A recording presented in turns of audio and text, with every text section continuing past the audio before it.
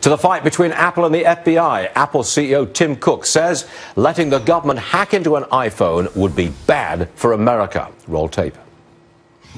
This would be bad for America. It would also set a precedent that I believe many people in America would be offended by. It is, in our view, the software equivalent of cancer. Is this something that should be created? I have not talked to the president. I will talk to the president. Okay, now there is a development on this. Apple says it could make a phone that nobody could break into. Not Apple, not the FBI, not the CIA, nobody. It would be absolutely locked, period. Judge Andrew Napolitano joins us now from Washington, D.C. Now, Judge, you know what's coming. I take it this would be absolutely perfect for you. A phone that could not be unlocked. Absolute guaranteed constitutional privacy. You would love it, wouldn't you? Well, what I would love is a system in which the government doesn't conscript people to work for it against their will. That's called involuntary servitude.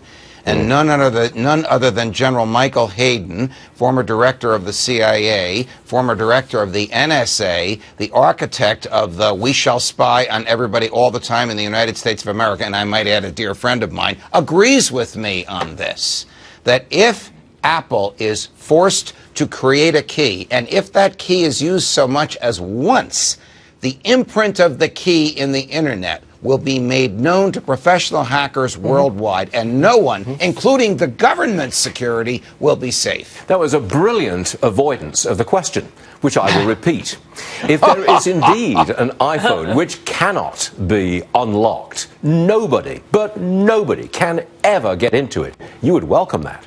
Because that is absolutely guaranteed. Well, I would welcome, as a believer in the capitalist system, whatever Apple can sell that the consumers want to buy. Look, you can still get a search warrant from a judge if you have probable cause, and you can still reverse engineer, and you can still hire Apple engineers away from Apple, but you can't force Apple to work for you. That's what the federal government is about to learn. Of course, the other side of the coin would be if you have a phone which is absolutely not, you can't get into it, no matter what. That means you've got absolute privacy for the terrorists as well. I'm not going to be pejorative, because I don't think you really consider that side of the argument so strongly as the absolute privacy side. Well, the issue in this case is beyond privacy. The issue is, can the government force you to work for it? Tim Cook's argument that the key would be a cancer is an argument shared by General Hayden and many people who ideologically are on the federal government side.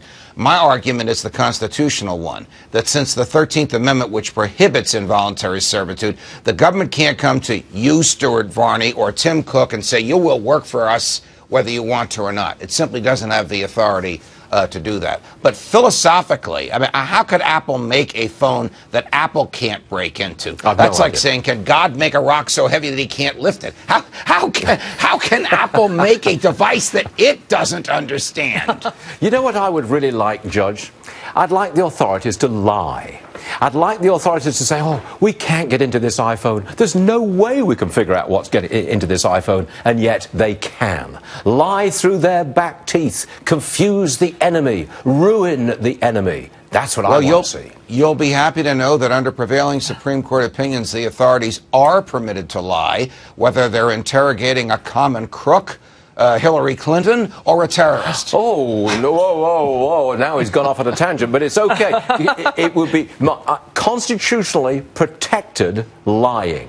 That's okay with Judge Napolitano, is it? Well, I didn't say it was okay with me. I said that's what the Supreme Court has said. You're tying yourself in knots there, lad, you know, tying yourself in knots. You like knots. pushing me when I'm 300 miles away, don't you? Well, you're in D.C. You're a long way away. It's easy. We will see you tonight on Special Report. Is that correct, sir? Thank you. We'll Thank be you. there. Yes, absolutely. Thanks, Judge. Good luck to you.